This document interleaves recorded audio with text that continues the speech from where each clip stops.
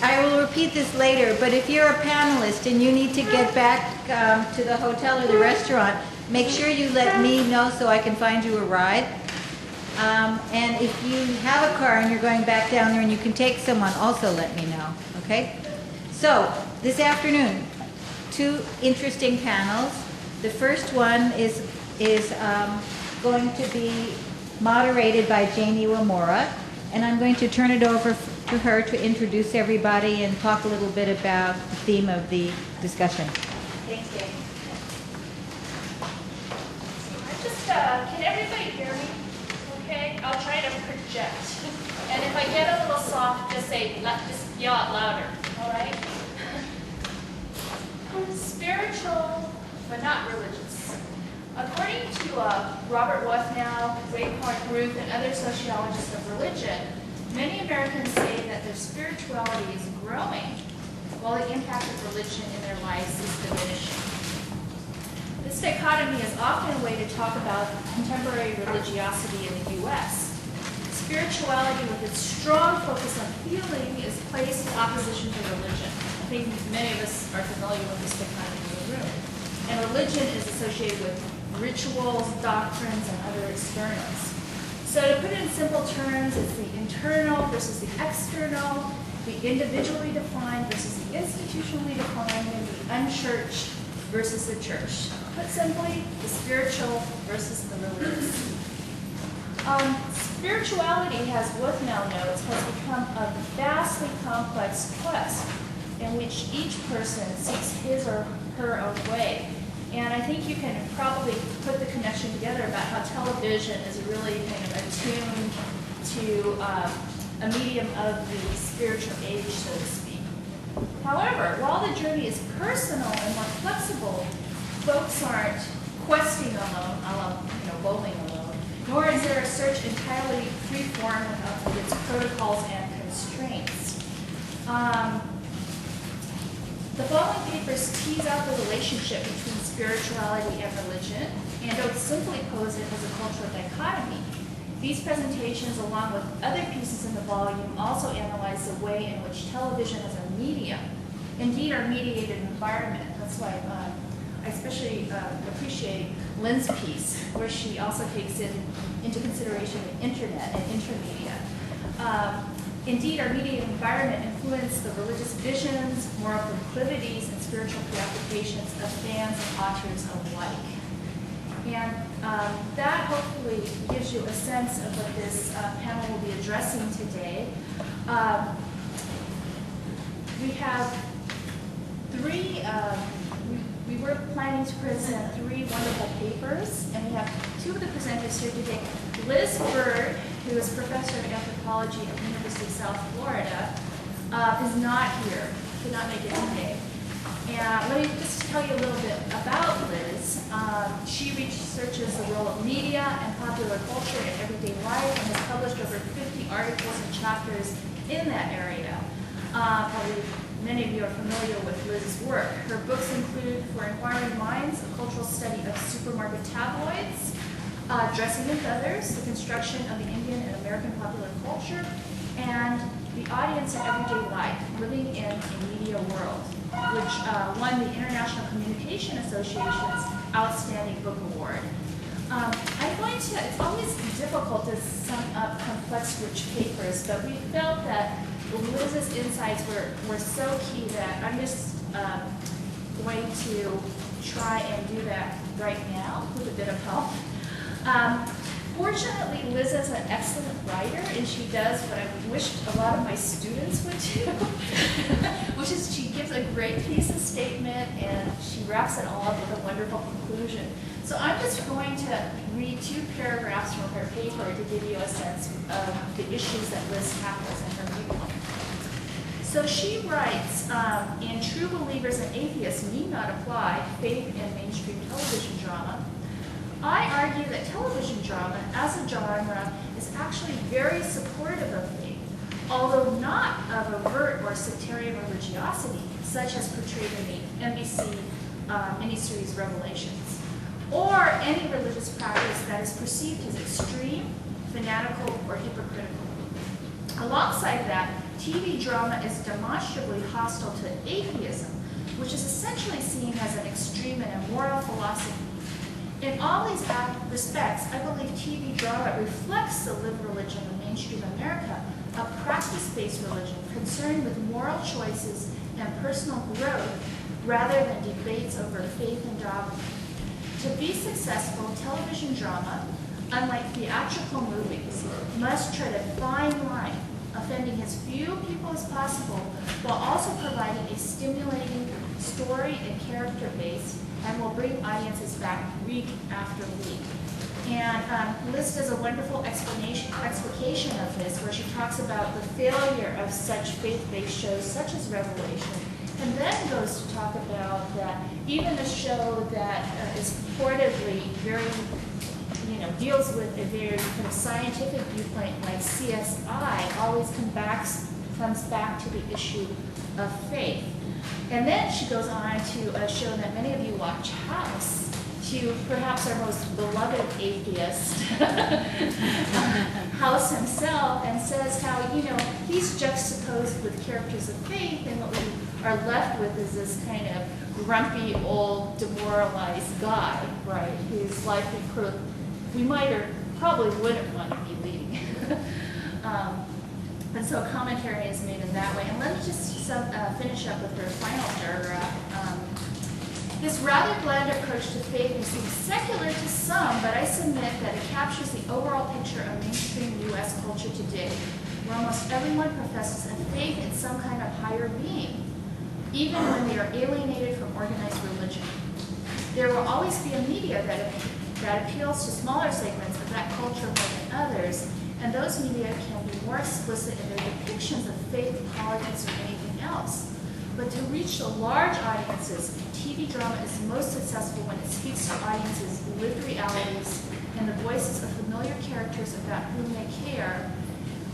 When it comes to religion, it makes perfect sense that dramas like CSI, Law and Order, or Lost will not overtly religious at all, actually speak very successfully to the lived religious experience of the majority of Americans. Indeed, in the warm television landscape of faith, only the non-believer is left out in the cold. So we thank Liz for her contribution, and next we'll be hearing about, and I'm going to go ahead and introduce Lynn, and then you can speak on, then I'll introduce the life and so on. Lynn Schofield Clark is Assistant Professor and Director of ESLO International Center for Journalism and New Media at the University of Denver. Lynn is an interpretive sociologist who studies how the practices of digital media audiences relate to issues of identity, family, relationships, and societal beliefs and ideologies. Her first book, From Angels to Aliens, Teenagers, the Media, and the Supernatural, received the National Communication Association's Best Scholarly Book Award from the Ethnography Division. She is also co-author of Media, Home, and Family, editor of Religion, Media, and the Marketplace, and co-editor of Practicing Religion in the Age of Media. And the title of Lynn's paper today is You Lost Me, Mystery, Fandom, and Religion in ABC's Lost. Well, thank you, Jane, for that nice introduction, and thank you. I'll take this opportunity, since I'm up here, to thank Diane and also Lisa and Jane for putting together this whole project. This has been really a wonderful opportunity for those of us interested in the interdisciplinary study of religion and media to come together and bring various insights to the study of these kinds of phenomena. So, with that, here, see if I can get my PowerPoint to work. Okay, so for the past few years, I've been watching the series Lost and studying what's been going on in some of the many blogs and online forums that are devoted to this program. I first got interested in Lost because of its supernatural dimension. Maybe some of you know I wrote this book that Jane had referred to about how young people interpreted popular cultural stories of the supernatural in light of what they knew about religion. So I thought it would be interesting to see how young people interpret things like the smoke monster and the purpose of the island that the plane crashes on and the Dharma Initiative. I also like that, like Buffy and The Matrix, and to some extent Harry Potter, Lost has certain socially progressive themes. There's a collective sense of purpose and responsibility. There's ambiguity and complexity in decision making, and there are flawed and identifiable characters. Religion and the supernatural do figure into the Lost series. But what really made me know that I wanted to study this series was when it became a bona fide pop culture phenomenon. This is a little thing from a website called Gitsy Girl titled Ken and Barbie Must Die. So it's a refiguring of the black smoke monster. And those of you who know about Lost know that it's regularly parodied on blogs, on YouTube, and in such esteemed places as Saturday Night Live and Mad TV. It also has had its stars featured on the cover of People, Variety, and our tome of interest here, TV Guide. But the real online lifeblood of the program has been found in many of the earnest blogs and online fandom forums that have developed to discuss the intricacies of Lost's theories.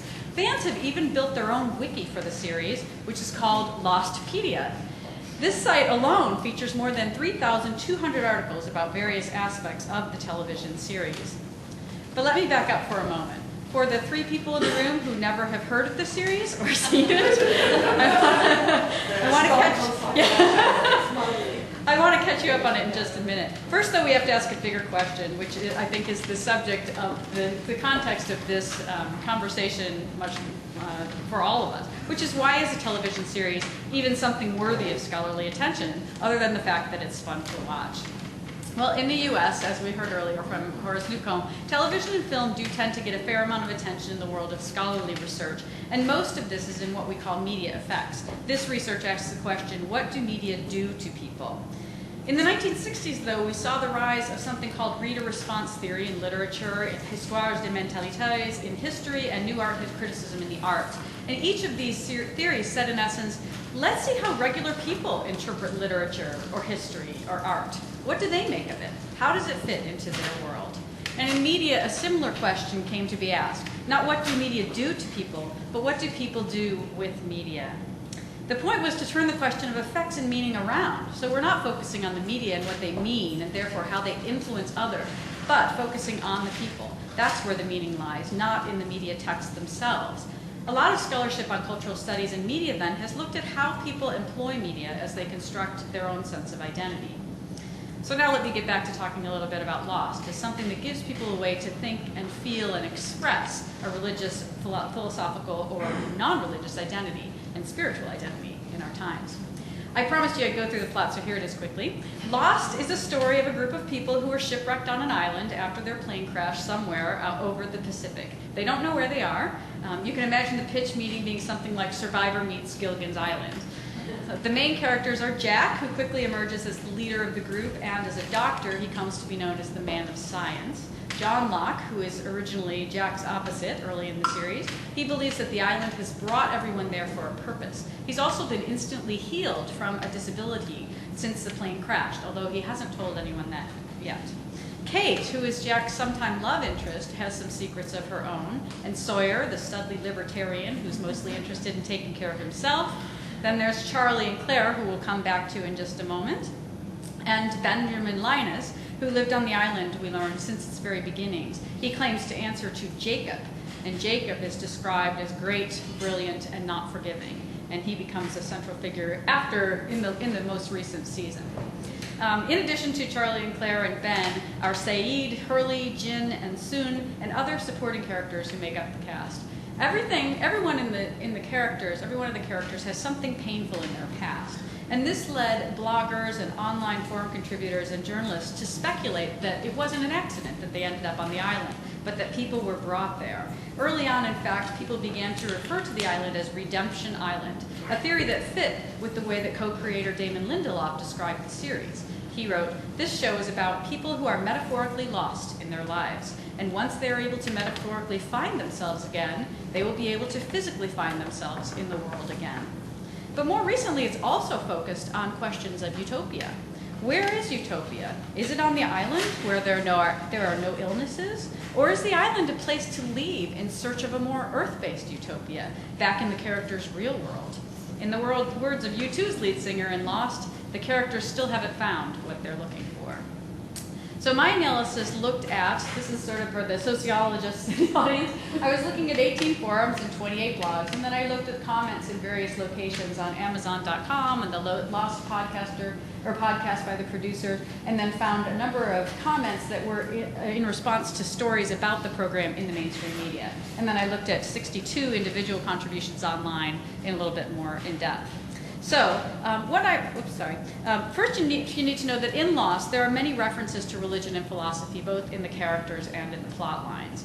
And this is just some background. There's Saeed, who's the Iraqi who's been shown engaged in salat or prayer. There's Desmond, who is the monastery dropout, and Mr. Echo, who began wearing a priest's outfit to smuggle drugs after his brother, who was a priest, actually died. Echo took on the role of priest and was known as a priest as such when he was on the island. And the reason they're all there has something to do with the utopian group of scientists and their kin who were collectively known as the Dharma Initiative. Well, for the generally less than religiously literate audience, this is a lot to digest. What I found in my analysis of the collective interpretation strategies that took place online is that there were some clear patterns when it came to how people made sense of the religious and philosophical references in the program. Not surprisingly, the Christian references were the most familiar to fans, but they were also the most problematic, which is not surprising given what Liz Bird had said. References to Islam and Judaism were the least commented upon, and references to Buddhism and Eastern philosophy were the most puzzling. Let me talk about one episode with Christian imagery that received by far the most online mentions. This episode involved Charlie, Claire, and her baby Aaron, and Mr. Echo. In an episode just before the one that I'll show a little clip of, we learned that Mr. Echo and Charlie have discovered a wrecked plane that was carrying statues of the Virgin Mary. But Echo says that's not really what they are. He cracks one open and shows Charlie that there's heroin inside.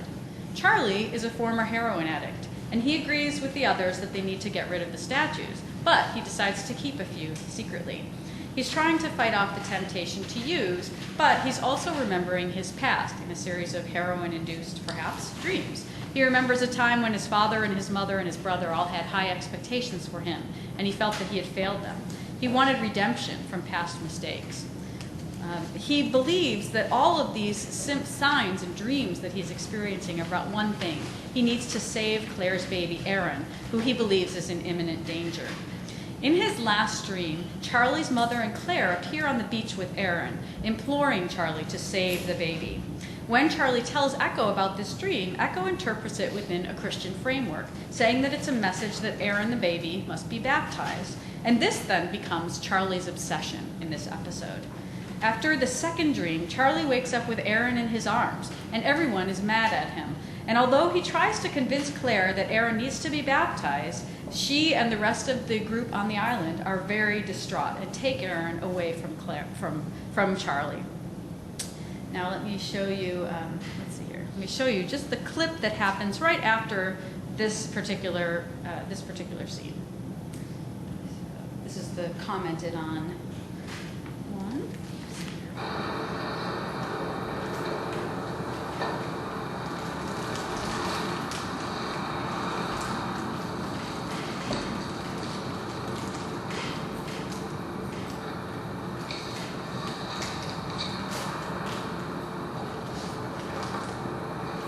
Charlie told me you were a priest. Yes. He said that you told him that I had to have... I did not tell Charlie to do what he did. I'm sorry if you misunderstood. But do you think the baby has to be baptized? Do you know what baptism is? It's into heaven.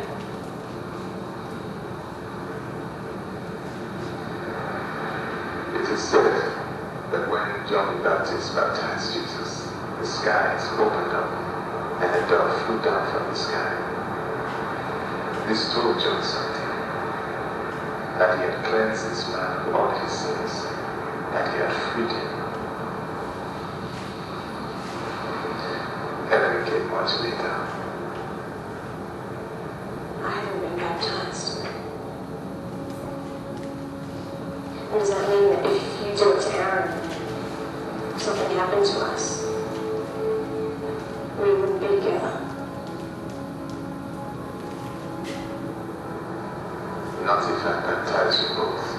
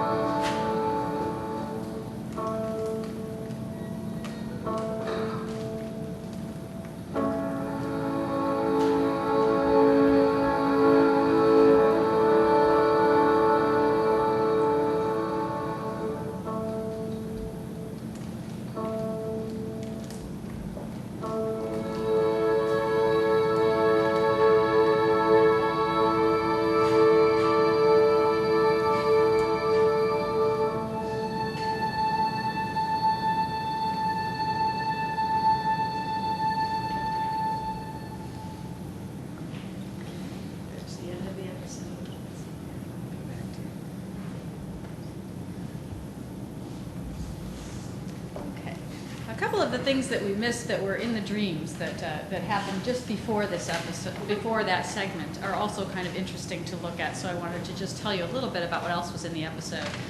This was the episode of Lost with the most overt references to Christianity, and it did spark a lot of discussion online.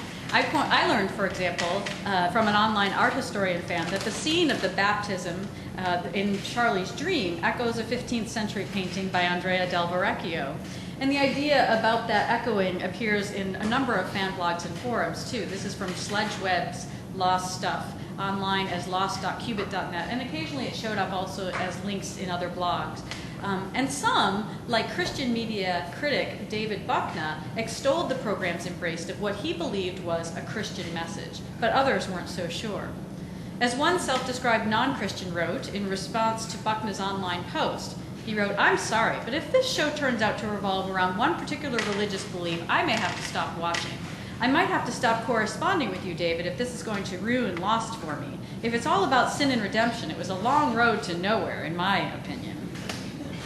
On another online forum, a self-avowed newbie confesses that her knowledge of Christianity is primarily informed by Jesus Christ Superstar and the Da Vinci Code. After this episode, she puts forward the theory that the island may be an allegory for the New Testament, with Jack cast as Jesus and Kate as Mary Magdalene, and so forth. One person responds to her post generously saying, "Although I think that theory is really interesting, I highly doubt that's where the show is going," noting the many threads in the program that seem unrelated to Christianity. The listening station with the men speaking Portuguese, the utopian society, the possibility of genetic mutation. Another agrees with the second poster, noting that you can easily integrate many religious or cultural beliefs into Lost. That's what made this such a great show. This example illustrates that it was not simply the possibility of Christian reference that were the problem, but the way in which such reference could be interpreted with a specific agenda in mind that was the problem. The perceived agenda was definitely a problem for some. Shortly after this episode, a forum on internet infidels was started titled, "Anyone else mildly pissed off at the overemphasis of religion on Lost?" In reply to one online contributor's question, "Why did religion have to creep in and screw this show up?" One person replied diplomatically, it didn't bother me. A lot of people are Christian. It would make sense that you'd have at least a few Christians who do not want the baby baptized on the island. Besides, consider that the Christian who did the baptism was a murderer and a drug runner. I have no doubt that plenty of Christians were pissed off about how their religion was portrayed in Lost. Another blogger added, I was fine with Rose being religious and Echo being religious, but converting Claire rubs me the wrong way. This prompted another measured response. I'm waiting to see where they go with it before I decide whether or not to get annoyed. It's true that they've had much in the way of biblical allusions and religious symbolism so far, but that doesn't automatically mean that the show is promoting religion. Remember, the baptism thing was Echo's interpretation of Charlie's vision. Echo is a religious guy, so he took the save my baby to mean save in the religious sense. For example, the cleansing of sin and eternal salvation. Charlie was raised in the Catholic faith, so it's not surprising his vision would be cloaked in religious imagery. Another blogger agreed, the religious stuff doesn't bother me as long as it's interesting. It's a fictional show. If it gets boring, then we have another problem. Another noted, I don't feel any fundy overtones from this show. There are none of the standard fundy themes that I would normally pick up on. Internet Infidels was one of the few places online, however, that also offered a contradictory view on the depictions of Rose and Echo, as one person commented on the program's racial stereotyping, that Rose, as your stereotypical black Christian woman, is disappointing, in that Lost seems to generally do a good job of avoiding stereotypes. In a different forum related to Lost.com, online contributors were frustrated that some fans seemed to want to dismiss the Christian dimensions of the series, not because they themselves were believers, but they felt that the Christian imagery played such an obvious role in the series. Late in the second season, one person wrote, absolutely equal to the scientific portion of the show is the faith aspect. No one's saying you have to believe in religion, just understand how it may correlate to the show's scientific principles. Before I get bombarded with the personal questions of am I religious? That's not my effing, she writes, point. I write to allow a concept simply for a better understanding of this show. Sorry for being so hostile, but the messages written by some people lately have been so condescending to believers, I think it's time to fire back in another post. Another person responded in agreement, there's no way religion or its baby brother psychotherapy aren't important here. What we need is a clear-minded discussion of the role of religion in Lost. That's part of the beauty of the show, and the reason it sucks the more intelligent of us in. Lost fans clearly like to think of themselves as intelligent. Few of these fans, however, seem to notice the lack of Jews in the program, at least until Elite Marcus posted an article on BeliefNet.com to that effect early in the third season. She writes, I'm not asking for a whole subgroup on the island, just some representation. She adds, tongue-in-cheek, slap a high necklace on someone, give one of the background characters a yarmulke, and make sure the audience notices. By the end of the episode, there will be at least 8 websites devoted to what that yarmulke might mean and the role it plays in the mythology of the show. But by the third season, another religious system had emerged into prominence in the series, and that was the Eastern philosophies of Buddhism and Hinduism. The Dharma Initiative logos, which appear in the hatch and on the food drops the island receives, feature a wheel of destiny from the I Ching. Dharma is a Sanskrit word meaning the way of higher truths. The idea of being lost, as one commentator in a Buddhist magazine argued, is central to the Buddhist concept of enlightenment. He writes, we must be willing to get lost, to cast off the moorings of what we think or think we know. And as the series continues to lead its audience into its mysteries, it will continue to enable I missed this part, but it will enable people to have a meditative experience. But do viewers get this? As one fan wrote midway into the third season of Lost, several of the sayings seem to have a Buddhist flavor. Didn't one say something like, we all cause our own problems? Another noted at the end of the third season that he'd gotten interested in the Dharma thing and had looked it up. These kinds of things were indicative of a general message of, you lost me, that emerged in all kinds of fan conversations in the third season. And as the third season progressed, we saw less indication that Dharma was going to be a significant part of the storyline. So we found some clues when we find clues when we look at these online conversations about how the way that Christianity is discussed has a lot to do with how it's received. But on the other hand, when people attempt to cut Christianity out of the picture, when it seems very much woven into the fabric of a story, others will object. There seems to be a place for Christianity, these audience members seem to say, but it's a place of humility and a place of respect for Christianity's role in American culture. Too much has happened in the world to let a story about baptism go uncritiqued, these contributors seem to say.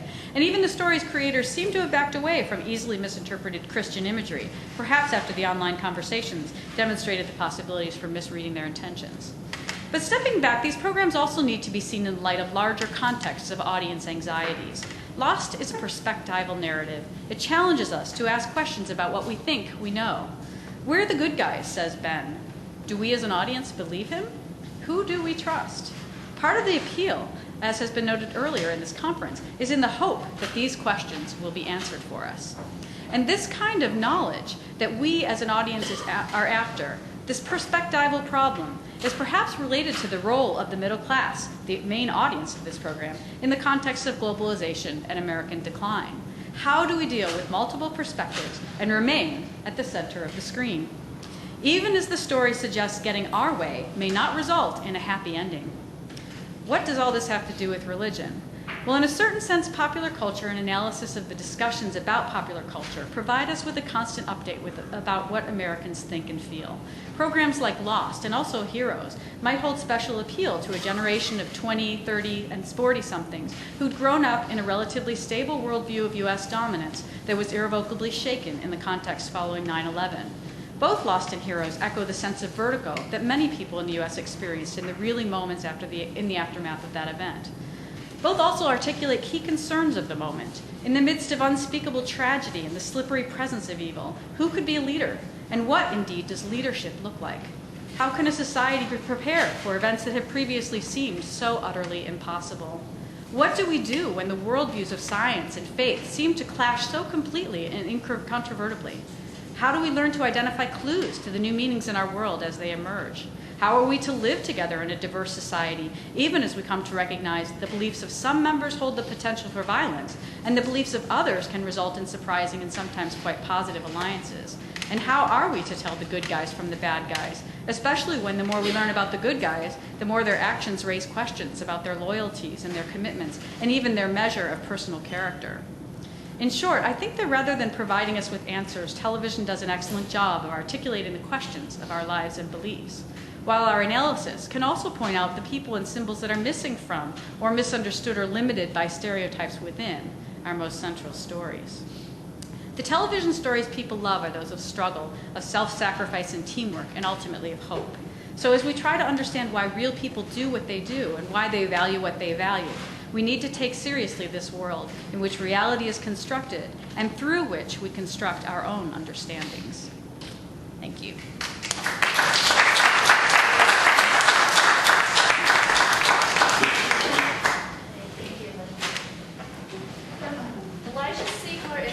Professor in the Department of Religious Studies at the College of Charleston, where he teaches a variety of courses, including Asian religions in America, religion in film, and religions in China and Japan.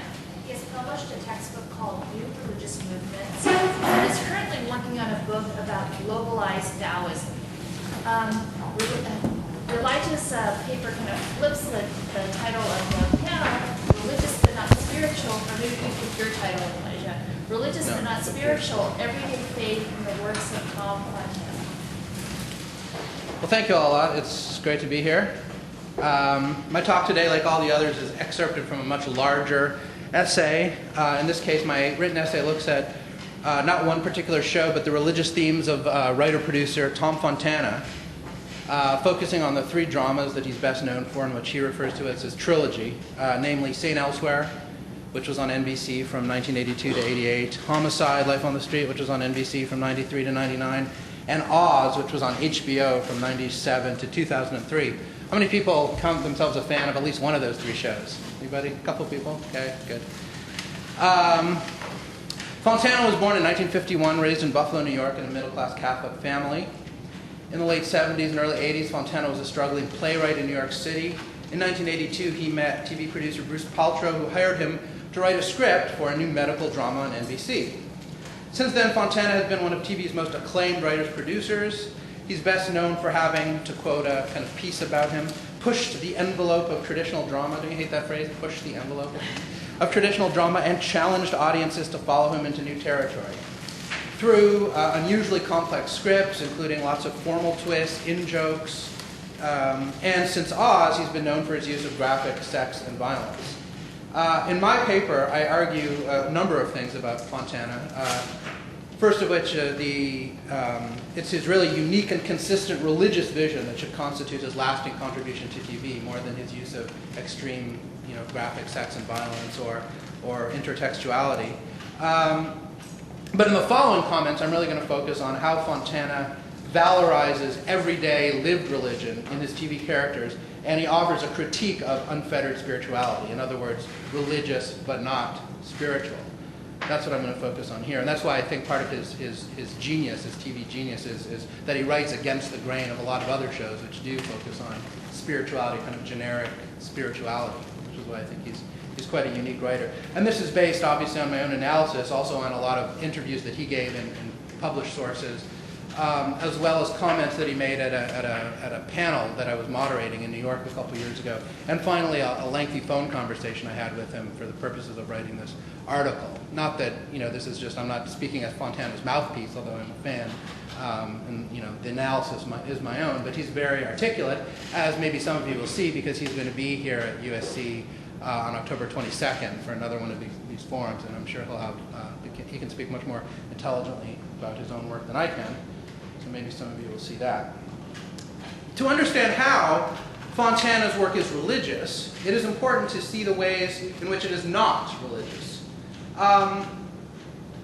As a Catholic, Catholic writer, Tom Fontana might be expected to mine the rich Catholic visual vocabulary, ermine robes, saints in stained glasses, Christ bleeding wounds, etc., to add imagery, kind of sensational imagery to his scripts.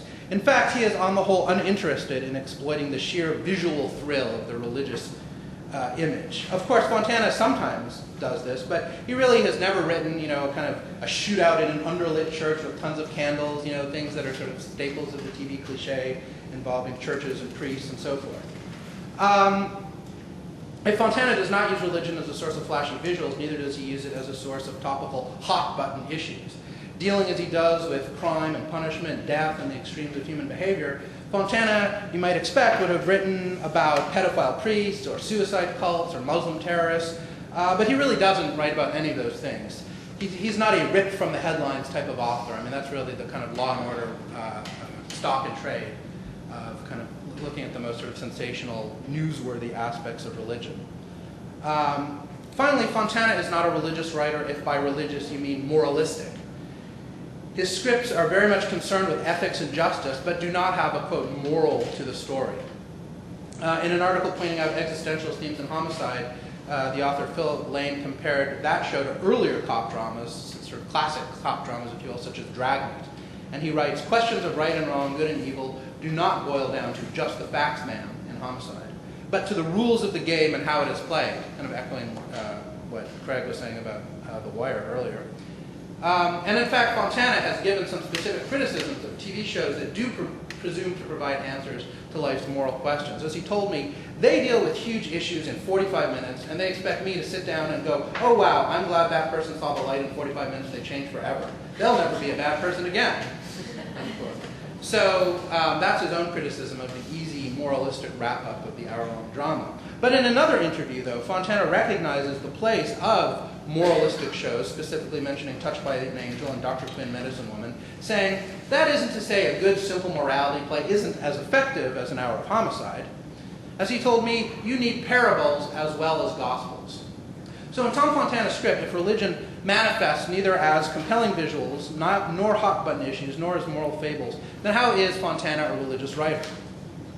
Well, one answer might come from contrasting his what he sees as Angel and Quinn as as parables, in other words, easily decodable, moralistic, narratively closed, to his own work, which he sees more like gospels, in the sense that they're complex, narratively open, polyvalent.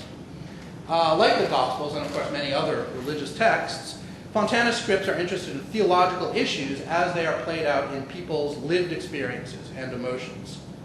And these issues that he's interested in have remained remarkably consistent in Fontana's scripts over 2.5 decades of writing for television. And these include the search for redemption, not really a new thing, the nature of forgiveness, the question of evil. Fontana's scripts shouldn't be seen as final pronouncements on these issues, but as tentative explorations. These are the issues that remain unresolved and perhaps unresolvable in Fontana's own life. As he stated, quote, "I constantly write about forgiveness because it's the hardest thing I can do. I write about it because I need to know how it works. It constantly eludes me." When an interviewer from Corrections Today, that's a prison magazine, or a magazine for prison workers, that interviewed him about Oz, he asked Fontana whether he believes in inherent evil. Fontana replied, "It's interesting you ask that question because it's a question that I constantly ask in my writing, and I don't have an idea. I think I probably do believe in evil, but the idea scares the shit out of me." Although the magazine was S after that. Although Fontana is certainly not a moralistic writer, he is indubitably a moral one. His characters are called upon to make moral choices constrained from below by their base instincts for selfishness and vindictiveness, but also constrained from above by institutional bureaucracies. Each series in Fontana's trilogy, though very different in tone and setting, deal with how people should and do behave under the constraints of these deeply flawed institutions. This basic dilemma, the possibility of action in a world that we have not made, undergirds all the ethical, theological, and social dimensions that Fontana brings to his work. Fontana never takes the glib position, in my opinion, that individuals are basically good and institutions are basically corrupted. His institutions, the hospital, the police department, and the prison, are imperfect but necessary. By the same token, institutionalized religion, depicted in his script, although never the main concern of an entire series, is always treated as something important and worthy of respect.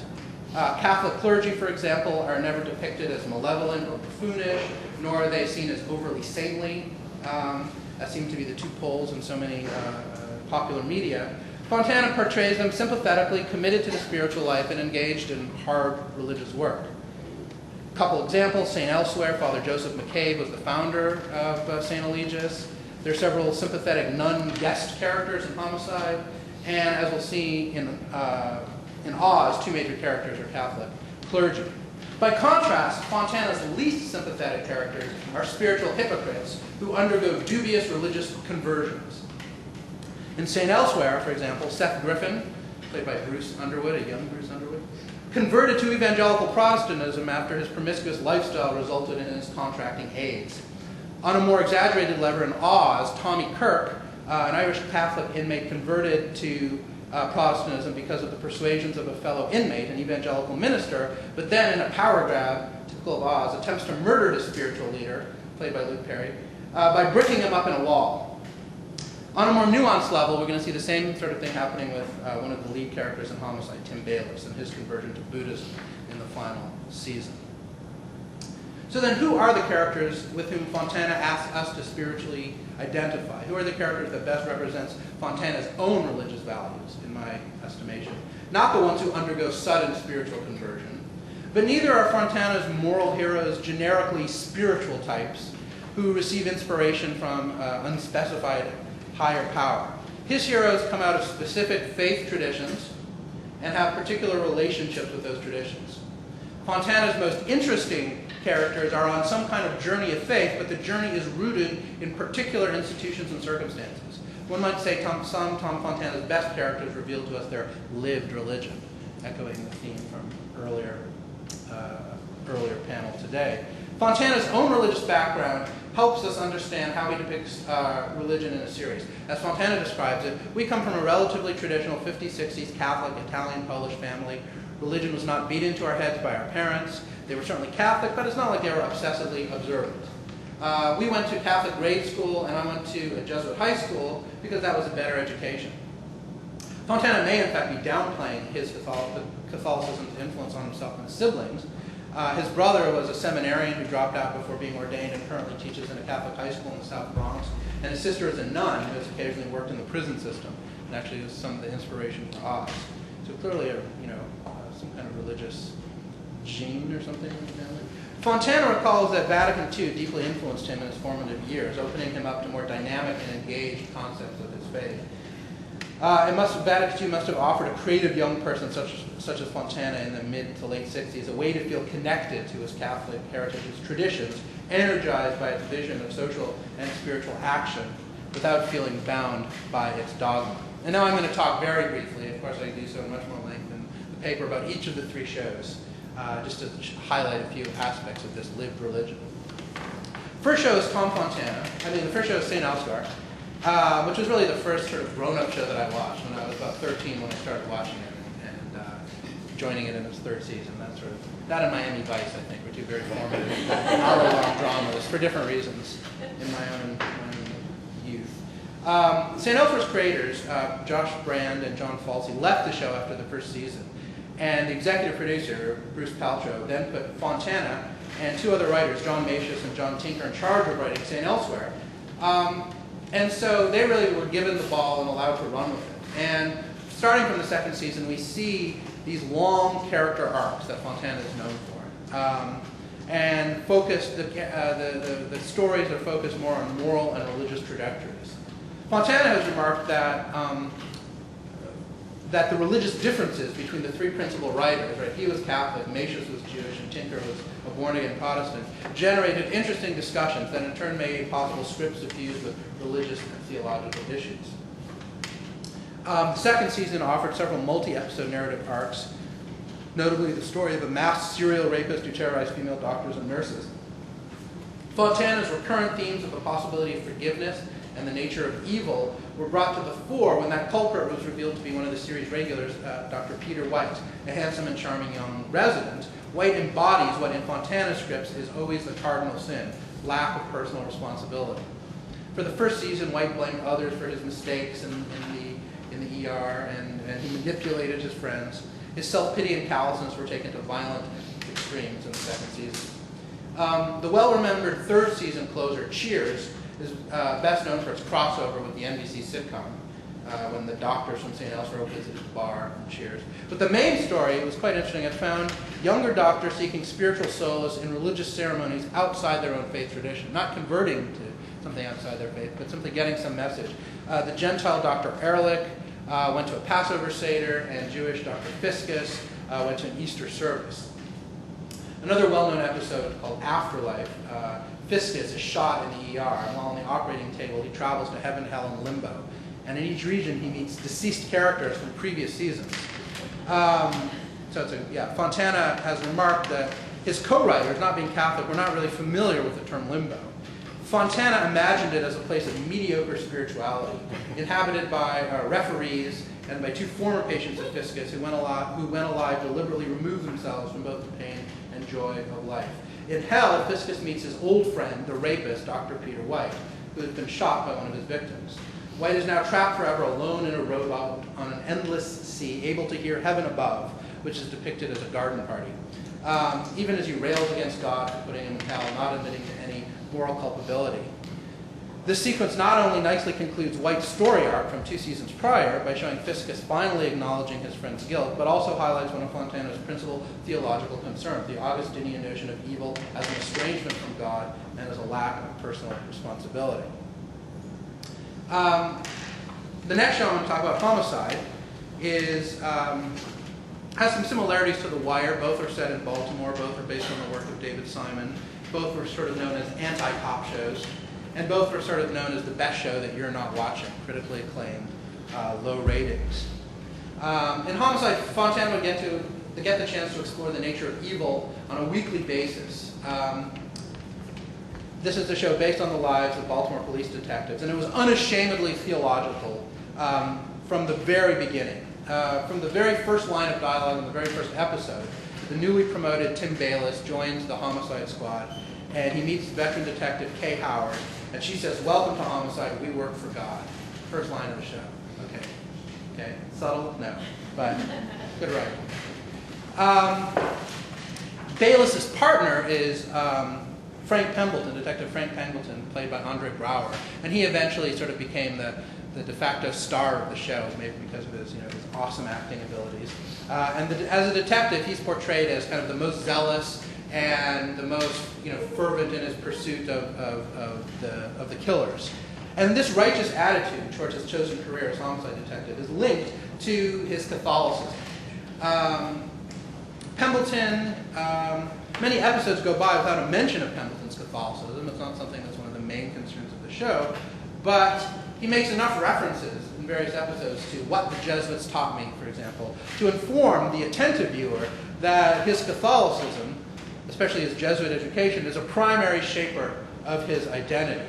And this impression is confirmed in the episode called Work Related, when Pembleton suffers a stroke, and there's a montage sequence, presumably of visions in his blood-deprived brain, include images of his co-workers, his wife, and his baby, but most prominently the Virgin Mary and Christ on the cross.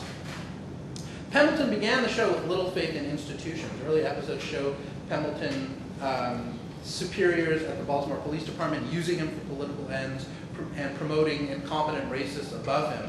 And we also know Pemberton has left the church and won't even attend Mass. But his faith comes from the certitude of the morality of his vocation as a homicide cop.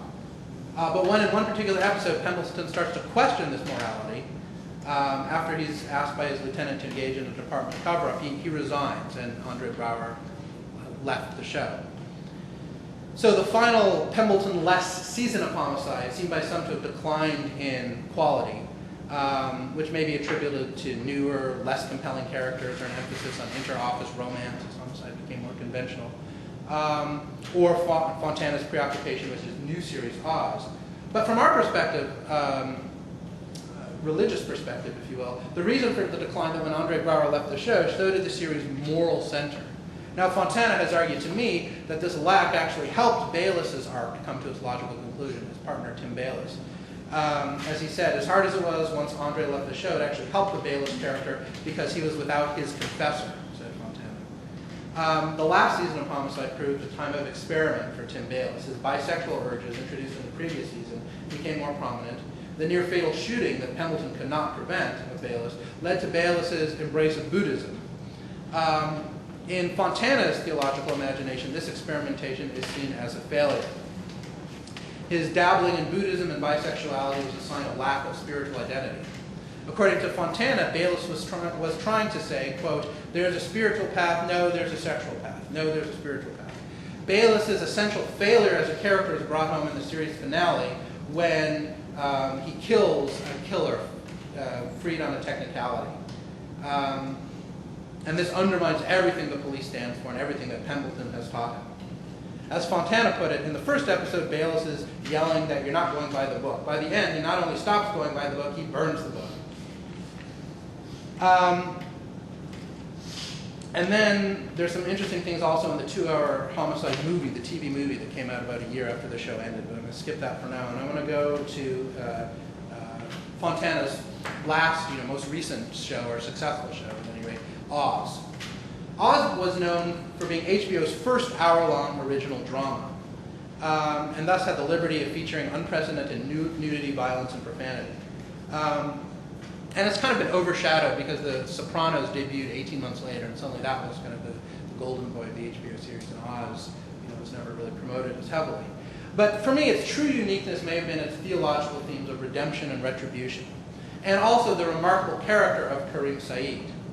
Oz's most groundbreaking innovation, it was not its infamously graphic use of full frontal male nudity, but the fact that its most sympathetic and intelligent character, and the one whose faith journey compelled the audience most, the spiritual center of the show, was an angry African-American Muslim leader.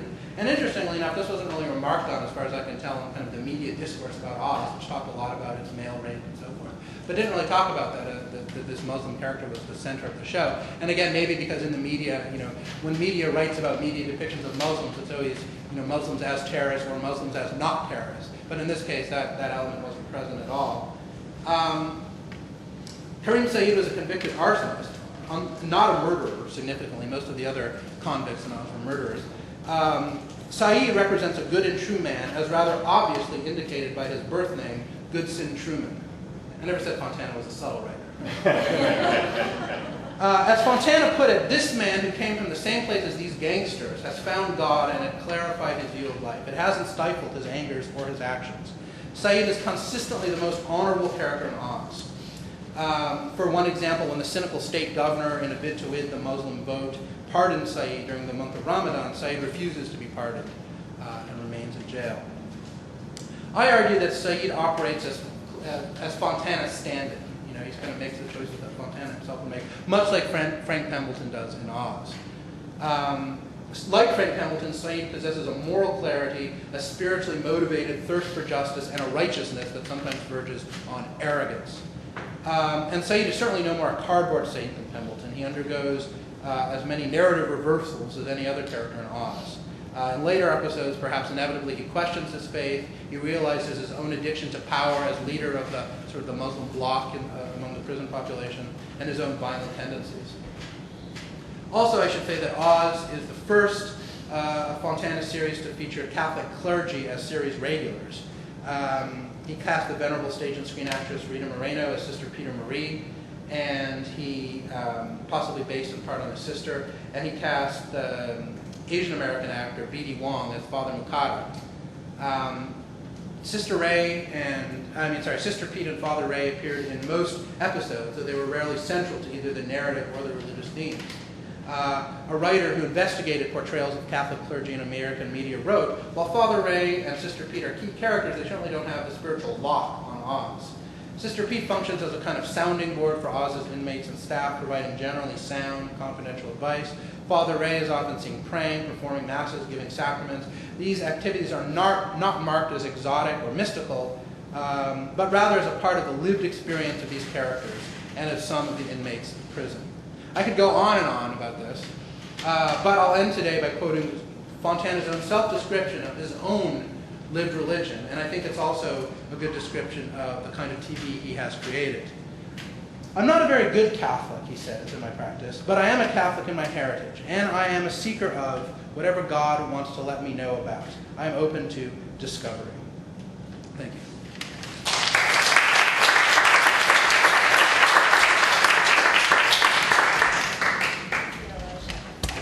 It's a pleasure to introduce our respondent for today, Steve Clausen. Stephen is Associate Professor and Graduate Advisor in the Department of Communications Studies at Cal State University, Los Angeles, where he teaches courses in media history, criticism, law, and cultural studies.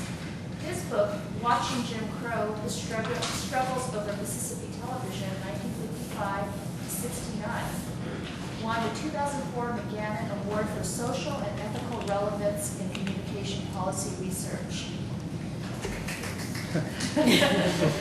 Other publications include essays in critical studies in mass communication, television, and news media, as well as television and popular culture anthologies. His current research focuses on religious media. Yeah, can we mention radio in this room? I'm not sure.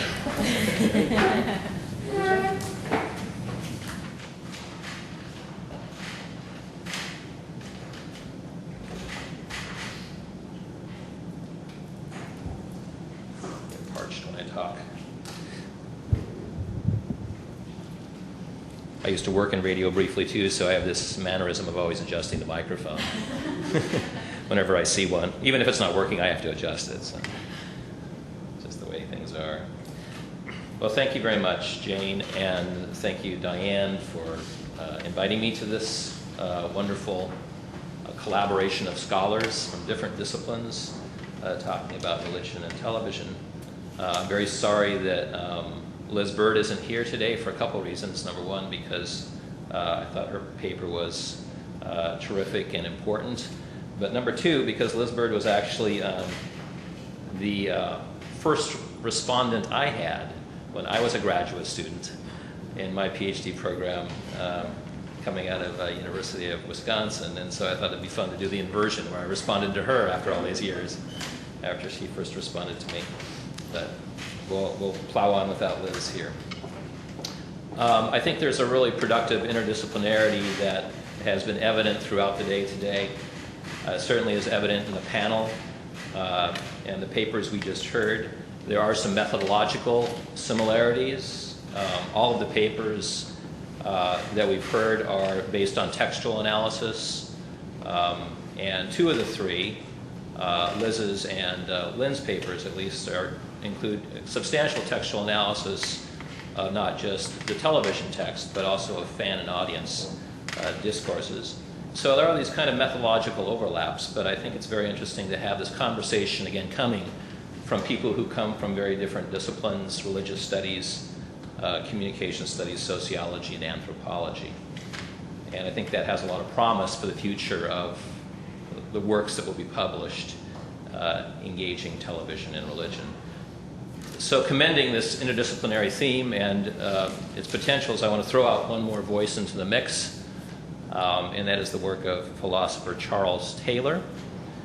Taylor's recent work, A Secular Age, notice not the secular age, but a secular age, has become a touchstone for intellectual work and controversy over the past couple years in academia, particularly in the humanities. Agree or disagree with his arguments regarding the nature and evolution of secularity in the West, or whether you agree or disagree with his take on the long-standing secularization thesis, his most recent work has served as a provocation for scholars to productively argue regarding the place and nature of religion in the 20th century West in public spaces as well as in private spheres. Some of you may be scholars of Taylor that are far better versed than I am in his work, but to risk oversimplification of one of Taylor's key arguments, and I think this is an argument that connects to Jane's opening comments.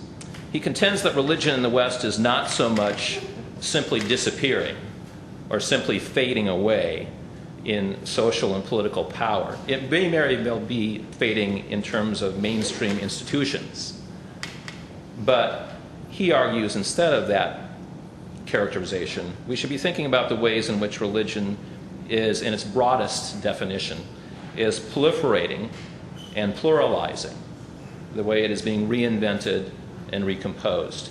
As Taylor puts it, the developments of modernity did indeed destabilize earlier forms of religious life.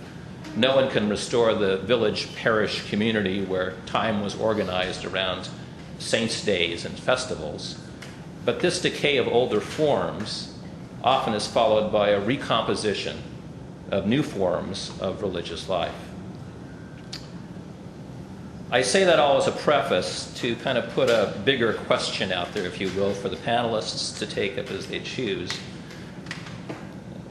My kind of big picture of the small screen question is, to what degree do your research projects and your findings offer a confirmation of this Taylorian argument as it's applied to the public sphere?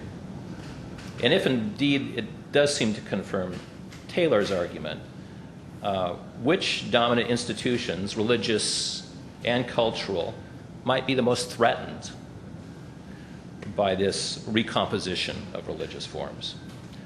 For example, in Liz Bird's skillful argument that television drama is hostile to atheism and that it privileges a lived religion primarily concerned with personal growth and fulfillment, it seems to me that she's making an argument that neatly aligns with and supports Taylor's idea that the modern public sphere is a place where we've seen an incredible proliferation and fragmentation of spiritual options or orientations, and that rather than fading away, Western religious discourse is in a process of recomposition.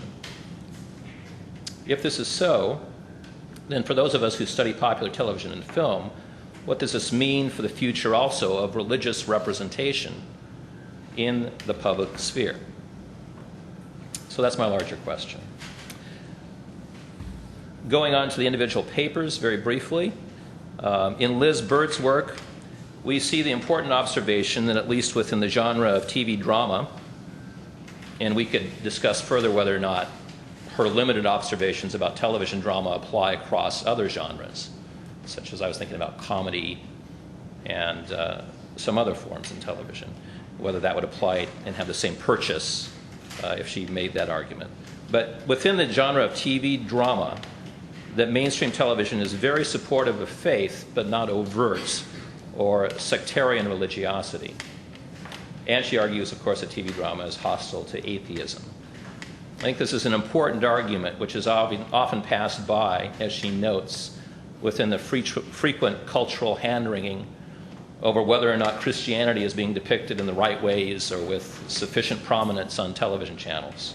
So I very much appreciate her novel research and her emphasis on understanding television content within larger narrative contexts. And I have just a couple questions that I would put to her if she were here. I don't know if there's any point in asking them, actually. Probably not. But let me just throw them out as general questions that maybe, in some ways, the group may want to consider. if, as she argues, religious representation that's perceived as overt, evangelistic, or too doctrinaire is increasingly rejected by industry and its mediated audiences, is it the same logic of concerns that partially explains the absence of overt atheism? That is to say, that it's also perceived as too dogmatic, too doctrinaire, and too dismissive within modernity of the notion of the plurality of truth. And in that sense, it's threatening to the industry for a building of a relatively risk-free investment environment for advertisers. Liz also takes up, one of her arguments is about House. Do people know this television program? Good. I'm glad some people watch television. She makes a rather extended argument about the anti-hero, House, and that he is a characterization of atheism that is not portrayed as attractive. And I'm not quite sure about that argument, and I guess I wanted a little bit more discussion from her and others about, there is this growing trend, arguably, within narrative television towards placing the anti-hero at the center of popular television narratives, and I think of Lost, for example, in all of its anti-heroes. You know, you have Sawyer, who is a ne'er-do-well, who redeems himself through various... so he's not a typical anti-hero, but several of the characters in Lost, who are in the process of redemption, if you will, have very dark pasts. And you think of Saeed, for example. He was a torturer, right? He was a person who lived most of his life hurting people. And so it's just an example that ties to our panel. I think that there is this growing trend of having anti-heroes. Dexter is another example. And it seems to me that this character type was written with considerable attractiveness on a certain level. Otherwise, the television programs would not be popular. And so what do we do with this claim as it applies to House, that in fact we have an atheist who's unattractive? Is in fact that character more complex than simply having an atheism that's unattractive to the audience? Moving on to Lynn's paper, You Lost Me, You Didn't. She examines the increasing complexities of new serial dramas and the problems confronting those constructing these very complex narratives for audiences. She also explains the ways in which themes of science, faith, and religious tradition mix in this complicated narrative stew with the help of high-tech cookware and an army of amateur volunteer chefs. I have to admit, as I told her before the panel started, that to Paraguay's Jerry Maguire, you had me at the title. I love Lost. I think it's one of the 2 or 3 best television shows on in the last 2 or 3 years. Lynn, your emphasis on audience responses and the way in which Lost capitalizes on the new possibilities created via internet and digital sharing technologies really seems to me to be on the cutting edge of media scholarship today. In a sense, you are very much, I think, writing the history of the future as you discuss how television is revisioning itself in dialogue with television fans across multiple media platforms. It also struck me that your work reminds me very much of work that's been done recently by Jeff Sconce, who has written a great essay in the collection titled Television After TV. In an examination of the stylistic and narrative history of television, Sconce argues that in the face of increasing media competition and narrowcasting, there's been increasingly a move toward not only very complex, very dense and specialized cumulative narratives and extremely complicated diegetic realms, which, by the way, you have to keep up with. If you miss an episode, you're entirely lost. But he says, alongside of that increasing complexity and specialized cumulative narrative, he says there's also a move towards something he calls the conjectural form of narrative, which are forms that ask the audience to consider what if something had or hadn't occurred in the narrative in previous episodes. So, for example, applied to Lost, you have all of the flashbacks and flash forwards, which at least implicitly, I think, are inviting the audience to think, well, what if Jack hadn't done that? Right? What if Saeed had chosen differently there? And Scott says that this is one way that the industry in the current industrial and economic environment is recrafting narratives using this conjectural mode. It seems to me this conjectural mode is particularly ripe for exploitation in the age of what you quote from Jenkins as the age of convergence culture, where program producers encourage engagement with the what if questions via digital dialogues, digital forums, if you will, with fans. So one of my questions for you, specifically regarding your paper, is it really strikes me that as you talk about the fans who explicitly align themselves with Christianity and with faith, that there has been this historically deep mistrust of popular entertainment within those religious communities, and dismissal of them and their importance. So there is this tension, I think, between that historical mistrust and dismissal and this eagerness they have now, this investment in redefining popular television texts and characters as affiliated with their faith. What motivates them? What do they say about their personal or communal investments in redefining these texts and characters in ways that are more aligned with their faith experience? Finally, but not least, Elijah Sigler's paper begins with an inversion of the panel's title, as was noted by Jane. Rather than spiritual but not religious, he titles his paper Religious but Not Spiritual.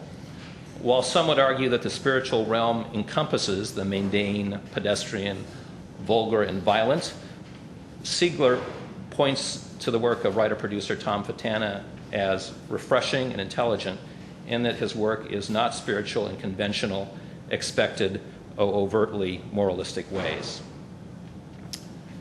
Elijah's paper takes the form of an auteur study, looking at specific texts of writer-producer Tom Fontana, particularly his work on St. Elsewhere, another one of my favorite programs, Homicide, and Oz. There may be some pitfalls in taking kind of an auteurist approach to Sigler's work, and I think if Liz were here, her emphasis on context, industrial and cultural context for these texts, and how they interact with Fontana would be an interesting complement to what you talked about today. I very much enjoyed this paper and its perspective on some of my favorite television fare. What came to mind as I read this paper was how Sigler's expectation of Fontana's work and thematics seemed very similar to those of one of my favorite fiction writers, a Presbyterian minister by the name of Frederick Buechner. I don't know if that registers with anybody. Look him up. It seems in Fontana and Buechner's work that there is this constant concern with how ordinary life, even the vulgar and profane, might be connected to the transcendent or divine. Along these lines, Buechner writes that Christianity is mainly wishful thinking. He says, sometimes wishing is the wings on which truth comes in. Sometimes truth is what sets us wishing for it. In the fictional worlds and works of Fontana and Buechner, I believe that one can see both the vomit, tears, and shit of everyday life, the deep riddles and agonies of human existence, and as one critic put it, a trust in the reality and unexpectedness of grace and possibility. Thank you for your papers.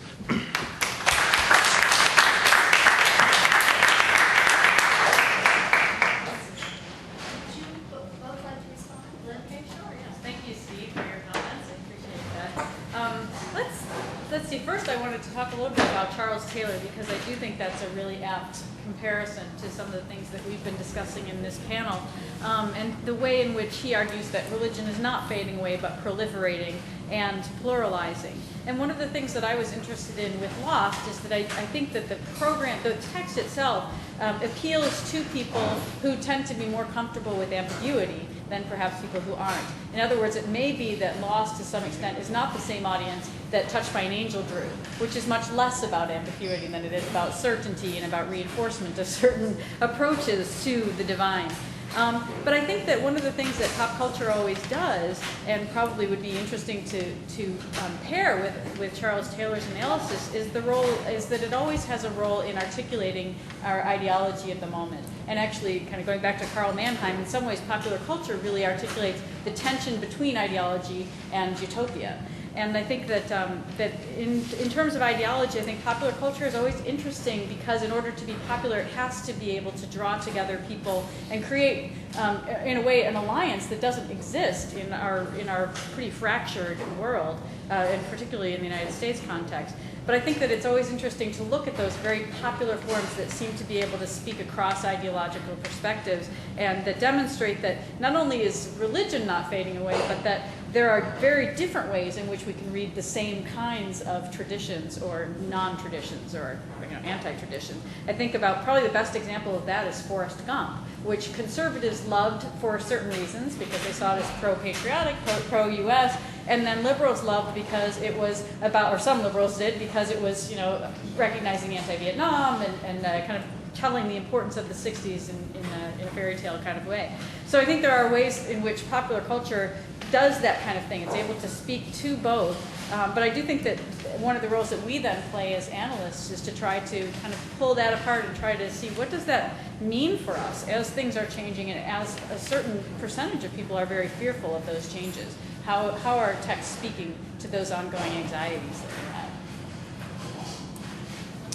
Yeah, let me just respond really briefly to Steve's comment about the auteur theory. I'll leave the secularization thesis for a later time, or never. Not that I've thought about it. Yeah, I mean, definitely I'm not maintaining that. I mean, I guess my part of my reason for writing this paper in the way I did was to say, not to say the auteur theory is great, but to say if you can use the auteur theory, especially in terms of religious artists, like in film, like Ingmar Bergman, or Scorsese as religious artists, isn't it time that we start to use that theory in TV as well? And it's more difficult, I think, because TV isn't seen as having a clear author, auteur. But film wasn't either until Bazin came along and said, hey, the director is really the auteur, it's his vision that you need, which has its own problems.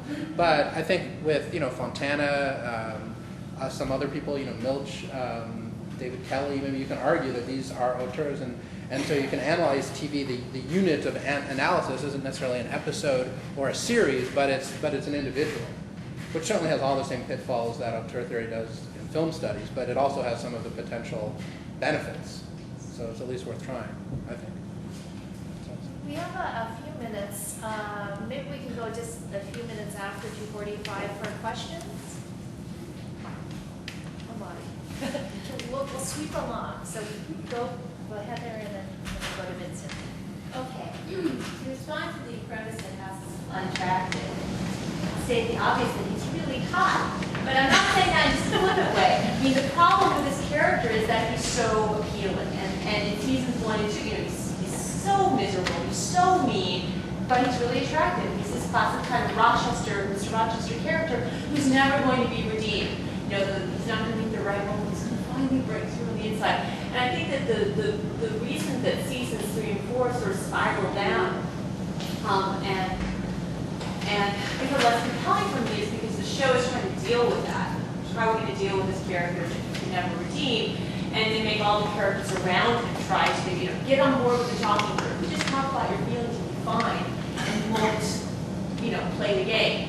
So the show, it has to stay open. It can't resolve itself. So it's just kind of chasing its own tail at this point because it can't deal with the answer.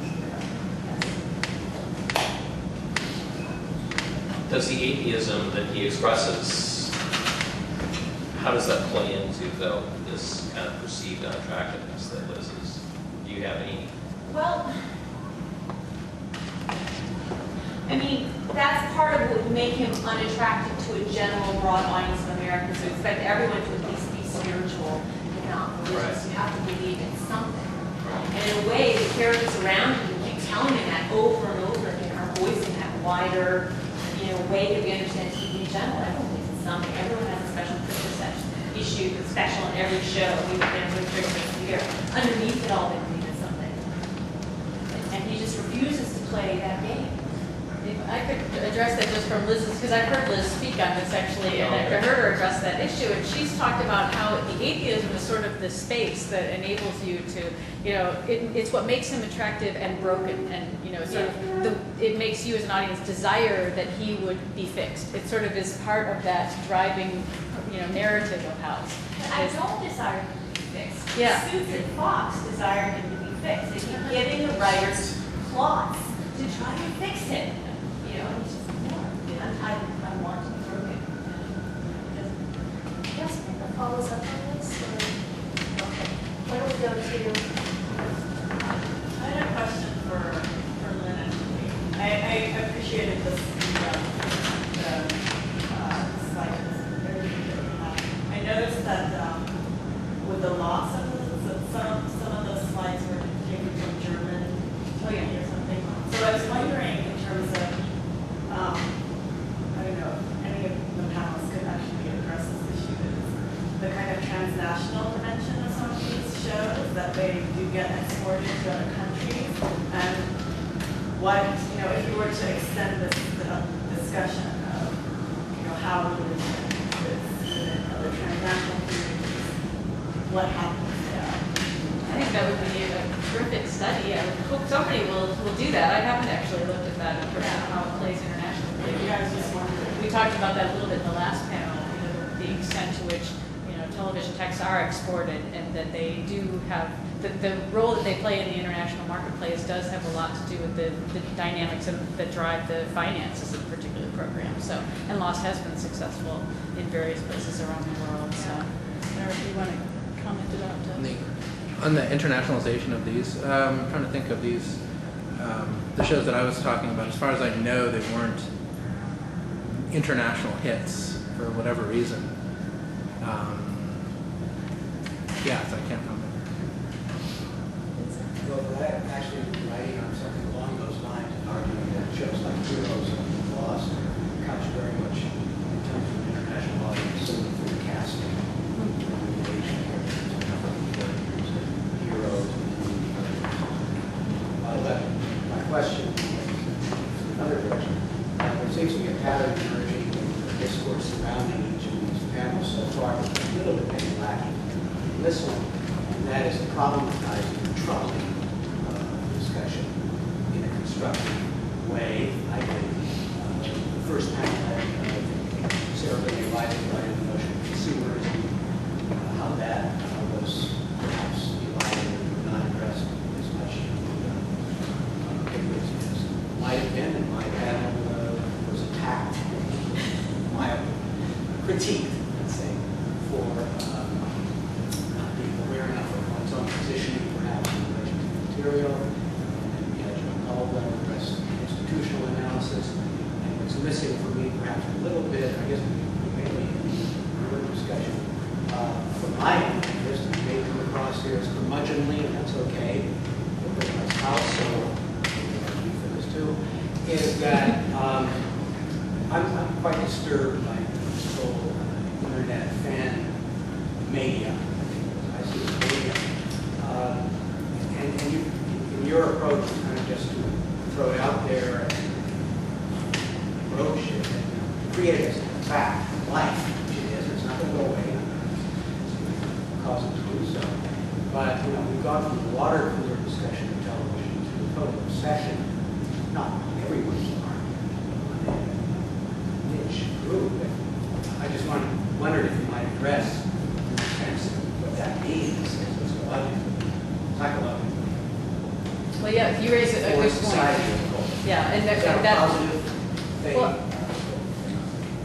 I think you raise a good point that's in the paper that I didn't speak about here, which is that we do have to look at who has access to actually contributing to these kinds of online discussions, because that in order to participate in that kind of online fandom, you have to have a certain amount of free time and you have to have a certain amount of capital in order to have access to the online realm to begin with. And so what ends up happening, I think, is to the extent that when Henry Jenkins argues about convergence culture, he sort of celebrates the fact that people online are being heard, and therefore, fans are in a sense contributing to the direction that shows take. And I think that if we keep in mind the fact that this is a really elite audience of people who are contributing, that then kind of drives that argument about how there is a real sense in which the programs that emerge are coming out of a type of market research that is pretty skewed toward the elites and toward, you know, certain reinforcement of norms or certain ways of seeing Well, I think it goes perspectives. beyond that. He talks about more than just in terms of elite, he talks about democratization of media, which for me is absurd. Again, that's my curriculum take on it. I was just going to, if I could just add to addressing the question kind of on top of Lynn's answer, I do think that while the political economy of this all is extremely important and foundational, and that we probably need to talk more about kind of the exploited, uncompensated labor that goes into these blogs and fan sites and so forth that support major conglomerates. There also, I think it's also important to recognize that we shouldn't limit it to the political economic in terms of talking about the kind of important cultural politics that occur via those type of websites. And I think specifically of the ways in which people who feel historically marginalized have been able to fairly successfully interact with television showrunners, producers, and so forth to talk about the development of characters that are important, for example, to the identity of politics. So you have people that, for example, are interacting with science fiction.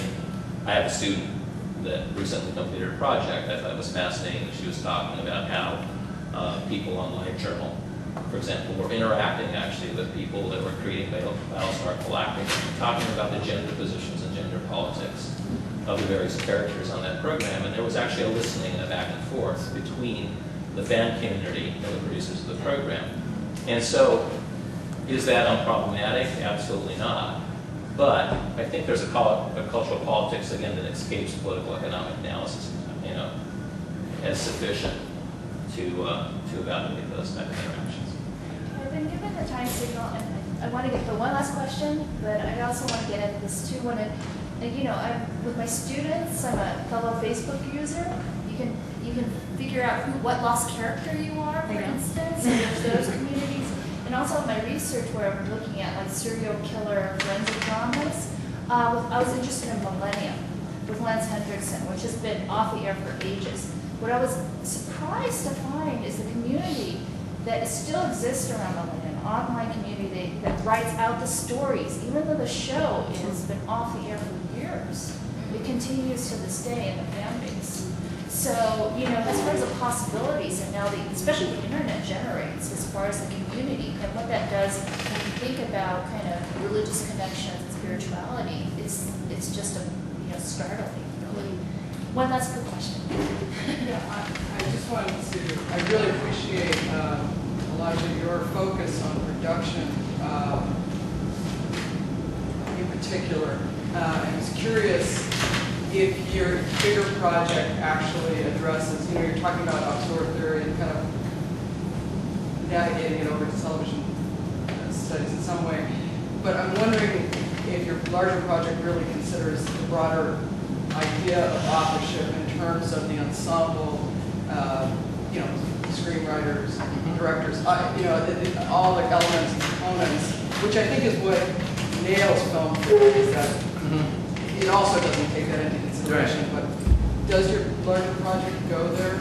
It does, yeah. I mean, it's absolutely. I mean, just the same problems in film theory is even more apparent, I think, in TV. But you know, so far, I kind of want to build TV. You know, the auteur theory applied to TV up before it's torn down. And I, you know, use Tom Fontana as a good example. And in fact, in my paper, I also argue kind of what happens when Oz, at least, Tom Fontana wrote every single episode. It aired 57 episodes, and he wrote, or at least co-wrote, every single one. And I think that actually has some problems with the show. I think that's why the show wasn't as strong as it could have been, because it's just sort of him talking to himself in some episodes, just seeing that. So in that case, it's the problem is not so much with auteur theory, but with when one writer, you know, is too much of an auteur, at least in this particular. Whereas St. Elsewhere and Homicide were more collaborative. He wasn't the creator of the characters originally.